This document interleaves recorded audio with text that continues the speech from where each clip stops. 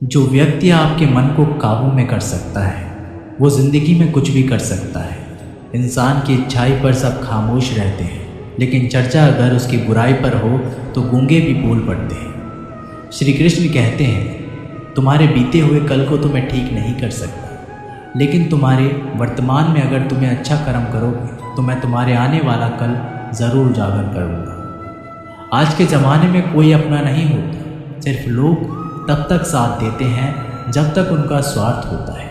अगर कोई अकेला है तो इसका मतलब ये नहीं कि उसे कोई पसंद नहीं करता, बल्कि वो अकेला इसलिए है उसने दुनिया की औकात देखी है।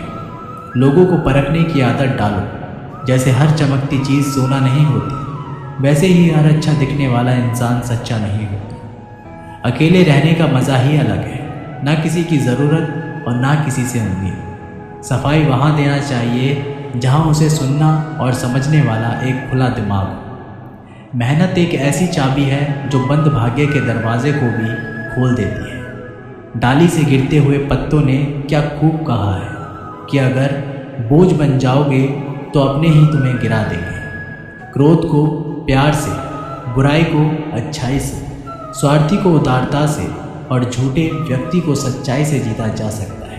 जिस तरह समुद्र के खारे पानी को गर्म करने के बाद नमक के कण दिखाई देते हैं, ठीक उसी तरह से जब हम ध्यान, भक्ति और तप करते हैं तब हमें भगवान के दर्शन होते हैं। इसके लिए हमें हमारी बुराइयों को छोड़ना पड़ता है, तभी हम ईश्वर को प्राप्त कर सकते हैं। अगर आपको बहुत सारे परेशानियों से गुजरना पड़ रहा है तो आप खुश हो जाएं, क्योंकि भगवान की नज़र आप पर है। देर से ही सही, लेकिन वो आपकी ज़रूर सुनेंगे। इंसान का भाग्य उन्हीं के कर्मों का फल होता है जो उसने अतीत में किए हैं। इसी तरह वो लोग जो आज कर्म कर रहे हैं वो उनके आने वाले कल का निर्धारण करते हैं। भगवान बोलते हैं, तू करता वही है जो तू चाहता है, पर होता वही है जो मैं चाहता हूँ। तो तू कर वही जो मैं चाहता हूँ, फिर होगा वही जो तू चाहता है। अतीत को बदला जा सकता है, वर्तमान से बचा नहीं जा सकता, लेकिन केवल भविष्य को संवारने का कार्य ही वर्तमान में किया जा सकता है। क्या फ़र्क पड़ता है हमारे पास कितने लाख, कितने करोड़, कितनी गाड़ियाँ और कितने घर हैं। खानी तो बस 2 वक्त की रोटी है, जीनी तो बस एक ही ज़िंदगी है। फ़र्क सिर्फ इस बात से पड़ता है कि हमने कितने पल खुशी से बिताए, कितनों की खुशी की वजह हम बन पाए। सुख दुख एक सिक्के के 2 पहलू हैं। जहाँ सुख होगा वहाँ दुख भी होगा, और जहाँ दुख होगा वहाँ सुख भी होगा। इसलिए सुख दुख के बारे में बिना सोचे निरंतर अपने लक्ष्य को प्राप्त करने के लिए प्रयास करते रहना चाहिए। एक बात हमेशा याद रखना, किसी के सामने गिड़गिड़ाने से ना मोहब्बत मिलती है ना इज्जत। इसलिए अपने स्वाभिमान को जिंदा रखो। कोई अगर आपकी किस्मत में होगा तो वो आपके पास खुद भी चल कर आएगा। दूसरों को हराने का मौका मत दो, बस खुद को आगे ले जाने की जिद पालो। कभी हार ना मानने की आदत ही एक दिन जीतने की आदत बन जाती है।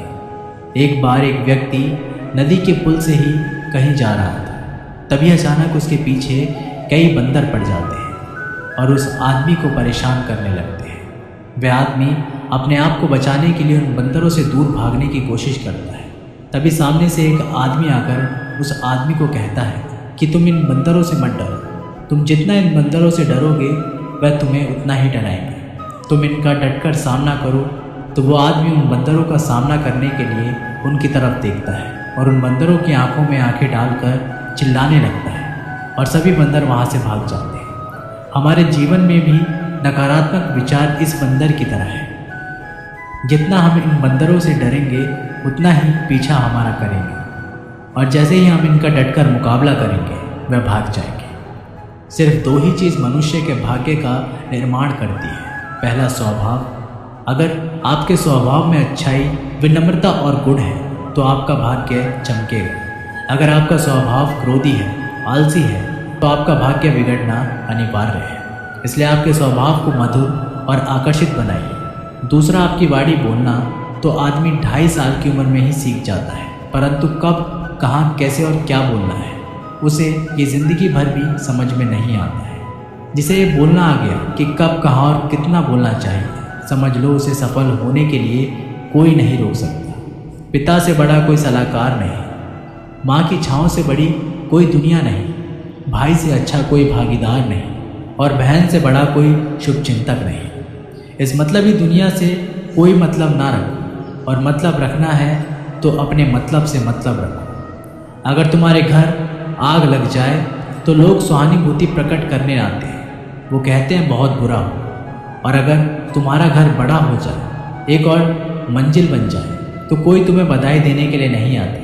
ज़रा सोचिए कि जब आपके साथ कुछ अच्छा होता है तो कोई कहने नहीं आता कि अच्छा हुआ जानकर खुशी हो, मगर आपके साथ अगर कुछ बुरा होता है तो ज़रूर कुछ लोग आकर ज़रूर कहेंगे अरे सुनकर बुरा लगा। अगर जब वो कहते हैं कि अरे बहुत बुरा हुआ, तब तुम जानोगे कि वह तो सिर्फ मज़े ले रहे थे। दुआएं मांगने से किसका भला होता है, मिलता तो वही है जो हमने बोया होता है। तुम नीचे गिर के देखो, कोई भी नहीं आएगा उठाने, तुम ज़रा उठकर तो देखो, सब आएंगे गिराने। एक बात हमेशा याद रखना, अगर शराब की दुकान पर बैठकर दूध पियोगे तो तुम्हें शराबी का ही दर्जा मिलेगा, और किसी मंदिर में बैठकर शराब भी पियोगे तो तुम्हें एक संत का दर्जा दिया जाएगा। इसलिए आप किसके साथ उठते बैठते हो, ये बहुत मायने रखता है। जब एक इंसान का भगवान पे शक नहीं हक हो जाता है तो मत पूछो फिर कैसा कैसा चमत्कार हो जाता है। जो अब तक नहीं हुआ वही हो जाता है, बन के रोशनी वो सारा अंधेरा दूर हो जाता है। जो भीड़ में चलते हैं वो भीड़ में कहीं खो जाते हैं, जो अकेले चलते हैं इतिहास वही बनाते हैं। इतिहास गवाह है अकेले चलने वाले के पीछे ही भीड़ खड़ी होती है।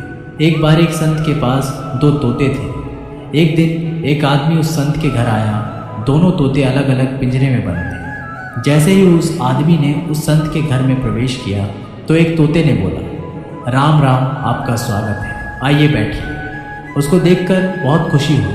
ये सुनकर उस आदमी को बहुत अच्छा लगा। अरे वाह, ये तो कितना मीठा बोल रहा है। फिर उस आदमी ने दूसरे तोते की तरफ देखा। उस तोते ने उस आदमी को इतनी गालियाँ बकी कि उसको मारो, पीटो, लूटो।